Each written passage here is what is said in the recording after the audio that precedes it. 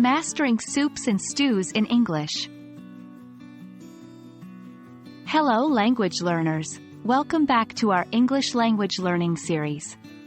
Today, we'll dive into the delightful and comforting world of soups and stews. We'll explore common vocabulary associated with these dishes and help you construct sentences related to cooking and enjoying soups and stews. Ready? Let's start.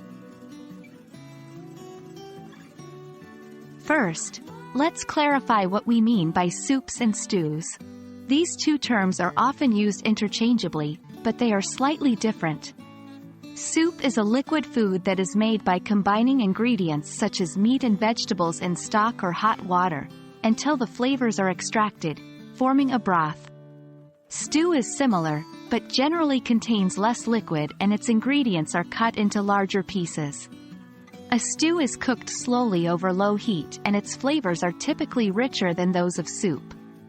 You might hear expressions like, a bowl of soup, or, a pot of stew, to denote these dishes.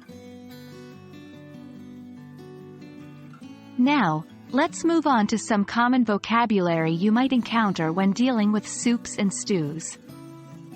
Words like broth, the liquid base of the soup, stock, a flavorful liquid used as a base, chunky, a term used to describe soups with large pieces of ingredients, and puree, a smooth soup made by grinding or blending ingredients. For stews, you might encounter words like slow-cooked, hearty, rich and satisfying, or thick, as many stews have a denser texture than soups. When talking about cooking soups or stews, phrases like, bring to a boil, reduce the heat, let it simmer, and add the ingredients, are frequently used. For example, you might say, first, bring the stock to a boil, then reduce the heat and let the soup simmer.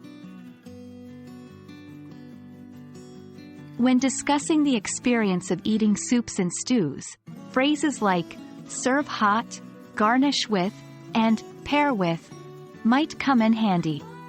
For instance, you could say, the stew is served hot and garnished with fresh parsley.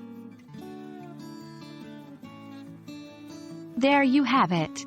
Today, we've learned how to distinguish between soups and stews, some common vocabulary related to these dishes, and phrases you might use when cooking or enjoying them. With this new knowledge, you are better equipped to discuss, prepare, and savor these comfort dishes in English. We hope you found this video helpful, and remember, practice is key. Happy learning and see you in our next video.